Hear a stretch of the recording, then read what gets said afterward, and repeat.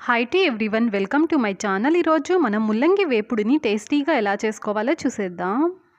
నేను చేసే ప్రాసెస్లో ఒకసారి ఈ వేపుడిని ట్రై చేసి చూడండి. ముల్లంగి అంటే ఇష్టం లేని వాళ్ళు కూడా హ్యాపీగా తినేస్తారు, అంత రుచిగా ఉంటుంది. ఈ వేపుడి కోసం ముందుగా స్టవ్ ఆన్ చేసి కడాయిలోకి ఇలాగ చిన్న సైజ్ ఎండుమిరపకాయలు అయితే 10 వరకు వేసుకోండి. కాస్త మీడియం సైజ్ ఎండుమిరపకాయలు అయితే 4 నుంచి 5 వరకు వేసుకోండి. తరువాత 1 టేబుల్ స్పూన్ వరకు పచ్చిశనగపప్పు, 1 టేబుల్ స్పూన్ వరకు మినప్పప్పుని వేసుకోండి. తరువాత సన్నగా కట్ చేసి పెట్టుకున్న ఎండు కొబ్బరి ముక్కల్ని 1/2 కప్పు వరకు వేసుకోండి. ఇందులోకి ఆయిల్ని ఏమీ యాడ్ చేయకుండా ఇలాగ డ్రైగా రోస్ట్ చేసుకోవాలి. మంటని లో ఫ్లేమ్లో పెట్టుకొని కంటిన్యూస్గా గరిటెతో కలుపుతూ వీటిని కాస్త దోరగా వేయించుకోండి. ఇవన్నీ కాస్త దోరగా వేగిన తరువాత లాస్ట్లో 1 టేబుల్ స్పూన్ వరకు జీలకర్రని వేసుకోండి. జీలకర్ర చాలా త్వరగా మనకి వేగుతుంది కాబట్టి లాస్ట్లో ఇలాగా వేసుకొని వేయించుకుంటే సరిపోతుంది. ఇవన్నీ దోరగా వేగిన తరువాత వెంటనే వీటిని వేరొక ప్లేట్లోకి తీసుకోండి. ఇదే కడాయిలో ఉంటే కడాయి హీట్కి మరీ ఎక్కువగా వేగుతాయి. ఇప్పుడు ఇదే కడాయిలోకి 3 టేబుల్ స్పూన్ల వరకు ఆయిల్ని వేసుకోండి.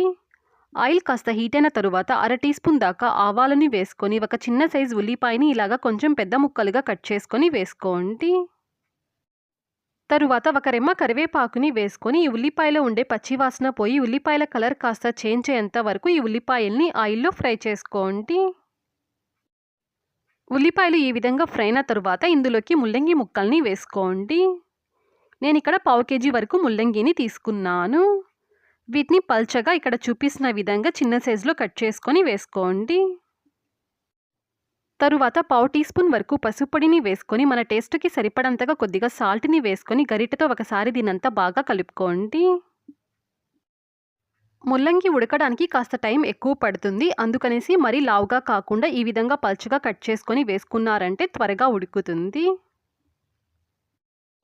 ఇప్పుడు మంటని లో ఫ్లేమ్లో పెట్టుకొని ఈ ముల్లంగిలో ఉండే పచ్చివాసన పోయేలాగా 3 నిమిషాల పాటు ఆయిల్లో ఇలాగా ఫ్రై చేసుకోండి. ఇలా 3 నిమిషాల పాటు ఈ ముల్లంగిని ఫ్రై చేసుకున్న తరువాత ఈ ముల్లంగి ఉడకడానికి 1 చిన్న గ్లాస్ దాకా వాటర్ని యాడ్ చేసుకోండి. ఇప్పుడు మంటని మీడియం ఫ్లేమ్లో పెట్టుకొని దీని మీద మూత పెట్టేసి 8 నుంచి 10 నిమిషాల పాటు ఉడికించుకున్నామంటే ఈ ముల్లంగి మనకి పర్ఫెక్ట్గా ఉడుకుతుంది. ఈ ముల్లంగి ఉడికేలోపు మనం తాలింపు పొడిని ప్రిపేర్ చేసుకుందాం. మనం ముందుగా వేయించి పెట్టుకున్నవన్నీ పూర్తిగా చల్లారిన తరువాత వీటిని 1 చిన్న మిక్సీ జార్లోకి తీసుకొని ఇందులోకి 4 నుంచి 6 వరకు వెల్లుల్లి రెబ్బల్ని వేసుకొని దీన్ని మెత్తగా పౌడర్ లాగా బ్లెండ్ చేసుకోండి. ఇదిగో చూడండి, ఈ విధంగా మెత్తగా పౌడర్ లాగా బ్లెండ్ చేసుకుంటే సరిపోతుంది. ఇలా బ్లెండ్ చేసుకున్న ఈ తాలింపు పొడిని పక్కన పెట్టుకోండి. 10 నిమిషాల తర్వాత నేను ఇక్కడ మూత తీసి చూపిస్తున్నాను. ఇక్కడ నాకు ముల్లంగి పర్ఫెక్ట్గా ఉడికింది. నేను వేసుకున్న వాటర్ కరెక్ట్గా సరిపోయాయండి. ఆ వాటర్కి ముల్లంగి పర్ఫెక్ట్గా ఉడికిందండి. ఇలా ముల్లంగి ఉడికిన తరువాత మనం ముందుగా బ్లెండ్ చేసి పెట్టుకున్న తాలింపు పొడిని వేసుకోండి. మన టేస్ట్కి ఎంత సరిపోతుందో అంత వేసుకోండి. తాలింపు పొడి వేసేసుకున్న తరువాత గరిటెతో ఒకసారి దీనంతా బాగా కలుపుకోండి.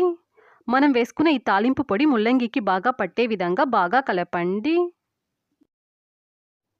లాస్ట్లో కొద్దిగా కొత్తిమీరని చల్లుకొని స్టవ్ని ఆఫ్ చేసేసుకోండి. అంతే అండి, ఇక్కడ మనకి ముల్లంగి వేపుడు రెడీ అయిపోయింది.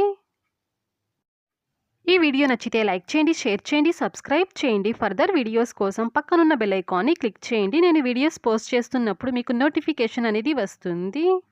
Thanks for watching.